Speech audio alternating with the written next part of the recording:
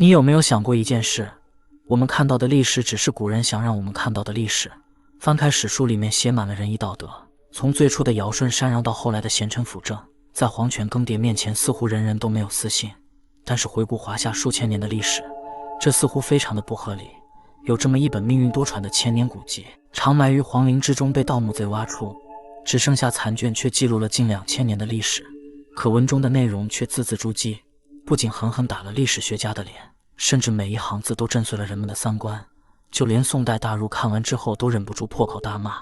那么一本残破的竹简为什么可以动摇我国历史之根本？今天莫言就为大家讲解《竹书纪年》这本千古禁书。让我们把时间拉回到公元280年的西晋太康元年，那时候的华夏大地战火不断，朝廷接连更替，百姓们生活在水深火热当中，所以为了求生存，就诞生了很多盗墓团伙。当时的吉郡，也就是现在的河南省卫辉市，出了一个远近闻名的盗墓贼，叫做否彪。他从小跟随师傅学到了一身的看舆之术，能精准地找到皇室的陵寝所在。这天他探寻到了一个位于吉郡城外的大墓，经过几天挖掘之后，终于进入其中，发现里面的金银器皿数不胜数。可此时诡异的事情出现了，盗墓贼手中的火把突然熄灭，这在盗墓一行中属于大忌，要么立刻离开，要么就随便拿几样东西走，千万不要一时贪心扫光整个墓葬。当即否彪随手拿起了一本竹简制成火把，随意地带走了几件值钱的物品。几天后，路过的村民发现了这个盗洞，在地上还散落着不少被烧成半截的竹简。慢慢的，此事便传播开来。恰巧这个时候正是晋武帝司马炎登基之时，司马炎对于这种物品非常好奇，随后将墓中所有的竹简通通运至都城，并用了长达20年的时间整理和编撰。但令所有人都没想到的是，这些被盗墓贼视作垃圾的竹简，竟然是逃过焚书坑儒的战国古籍，最终被整理成书，分为75大类，共计10万字有余，也就是我们所说的竹书纪年。而根据时代的不同，则可以划分为3大类：夏商周、春秋以及战国。记录的帝王更是多达89位，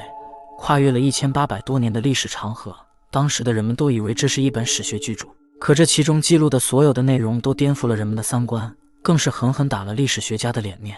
就比如其中关于夏朝的记录，文中对于尧舜禹的描述与我们从小学习的历史完全不同。我们所认知的历史是这样的：羲在帝尧，聪明文思，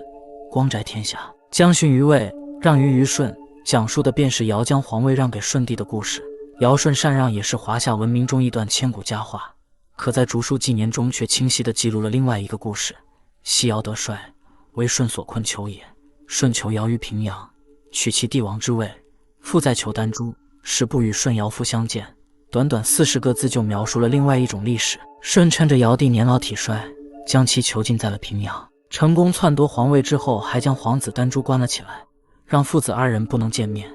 这和我们从小学习的历史截然相反，甚至让千古佳话的尧舜禅让成为了笑话。不过仔细想象文中的描述和历史，似乎竹书纪年里的内容更符合人性，并且《韩非子》一书中也有类似的记载：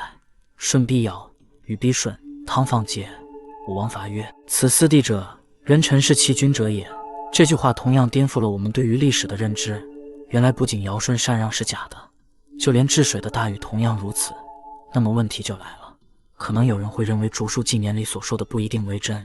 此书极有可能是民间某个有心人随意杜撰的，并且宋代大儒朱熹在看到竹书纪年之后，更是将其认定为邪书，是对过往帝君圣贤的侮辱。所以这套经过20多年重新整理的史书大量流失，以至于到了现在已然不复存在，导致我们所学到的历史都是儒学家们保留下的。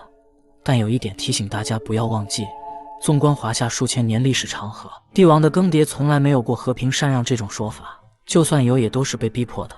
其中掺杂的永远是强盛和衰落，篡夺和战争。无论是尧舜禅让，还是舜囚禁尧帝，亦或是大禹篡夺舜帝之位，这些数千年前的历史到了现在已然无法证实。所以你认为竹书纪年中的内容是否更偏向于正史呢？